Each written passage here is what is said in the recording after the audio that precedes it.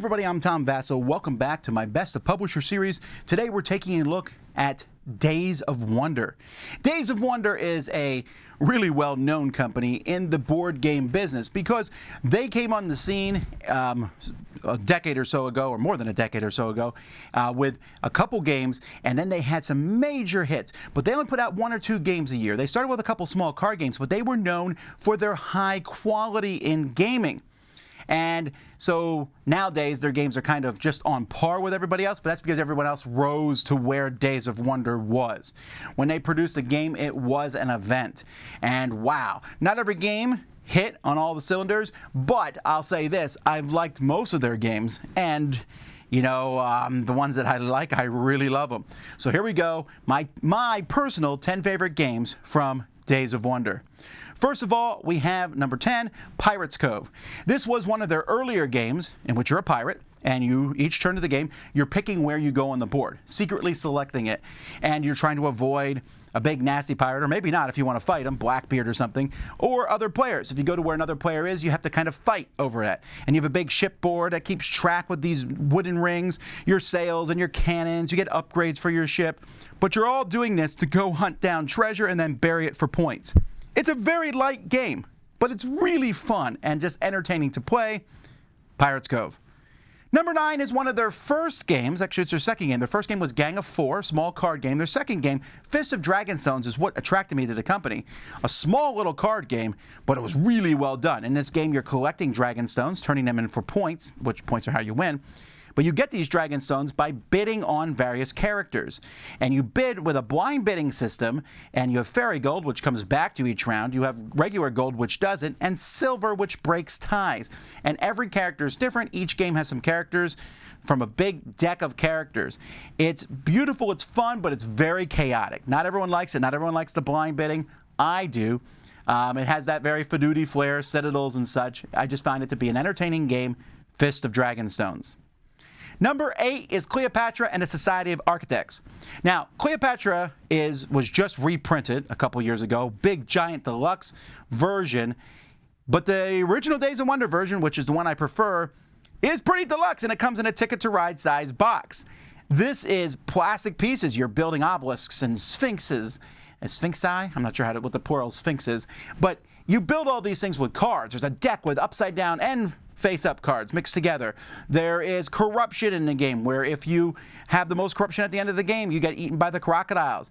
It's a lot of fun. It's a fairly light game, but it's the bling and the toy factor works really well for it. That is my number 8, Cleopatra and the Society of Architects. Number 7 is Small World.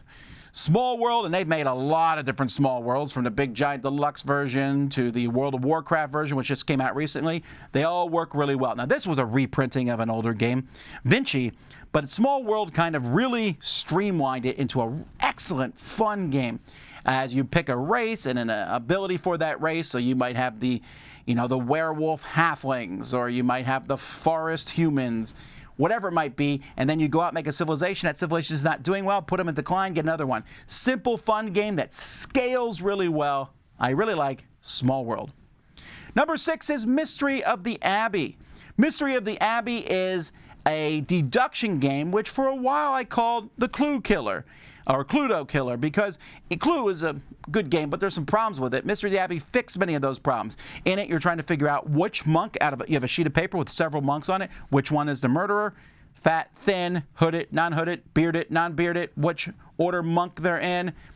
And you're asking each other questions. There's a smidge of chaos. It is a Bruno Fedudi game after all, but it's lighthearted, fun, and like I said, I found it to be a more fun deduction game than Clue. Also, it was their first big box game that Days of Wonder made, and when I opened it, I was like, wow, what kind of production is this?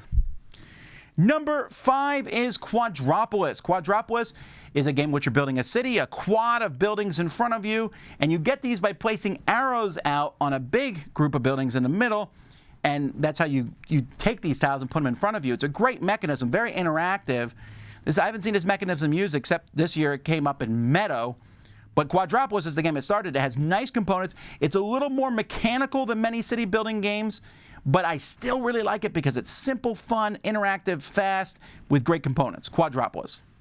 Number 4 is Memoir 44. Memoir 44 is a game in the commands and colors line from Richard Borg, in which you're rolling dice and playing cards to move units across the board. This one has some of the best toy factor. If you ever want to play with the Green Army men in a game, that's what this allows. So this comes with a little, soldiers and tanks and artillery, and they really well supported this game. Lots of expansions. You can play almost any battle from World War II in the game, but it's done in a very simple, easy, smooth way. It's easy for you to play this with almost anybody. It's fast, and if you get 2 copies of it, you put them together to make the Overlord scenarios, which allows you to play 4 against 4 in one of the best experiences I've ever had in gaming. Memoir 44. Number 3 is Shadows over Camelot. There's a lot of cooperative games. Shadows over Camelot was one of the first. It did not make the gigantic splash that Pandemic did, which came out very close at the same time. But Shadows over Camelot did include a trader mechanism. It had a big board, a theme of the King Arthur and his knights. The theme's a little loose, but still it's a fun theme and a great production.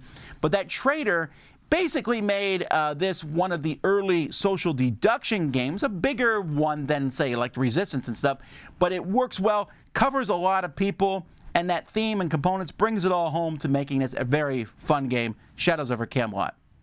Number 2 is Colosseum. I love Colosseum. In this game, you build a Colosseum, and you're moving people around a track, rolling and moving, which is a mechanism I don't normally like, but the senators and the emperor himself, trying to get them to land in your Colosseum, putting on shows with auctions and trading. It's a very Euro game, but I like the theme. Again, great components. It all comes together in a very fun package, and it works for 5 players, which is rare in this style of game. My number 1 game from Days of Wonder is Ticket to Ride. I know some of you thought I was going to say 5 Tribes. I know 5 Tribes is a great game. A lot of people like it. It's just not one of my 10 favorite from Days of Wonder. But anyway, Ticket to Ride. And you say, wait, which Ticket to Ride? Well, I'm putting them all together. I've actually made a separate video where I've ranked all the Ticket to Ride games. There's so many of them. Ticket to Ride Europe, Ticket to Ride Marco, Ticket to Ride Switzerland, the Nordic countries. There's the mini ones, the 15-minute ones. But give me good old base USA Ticket to Ride, or one of the expansion maps, and I'm happy. This game, which I still remember the first time I learned it, and I thought, this game doesn't seem like it's much. There's kind of a rummy variant, and essentially with a board, but it works. You can play it viciously. You can play it more of a kind of casually. There's a great app out for it, one of the first apps. There's so much out there for this game, and yet it still plays well. As someone who I consider myself to be a seasoned gamer, and I've played thousands of games, Ticket to Ride is a great game to introduce people to the hobby, but it's still one that I enjoy playing in all its various forms. So anyway, those are my top 10 games from Days of Wonder. I said 5 Tribes was on my list, and there's probably other ones that you might like. Tell me what your favorite game is in the comments. Until next time, I'm Tom Vasel, and you've been watching the best of Days of Wonder on the Dice Tower.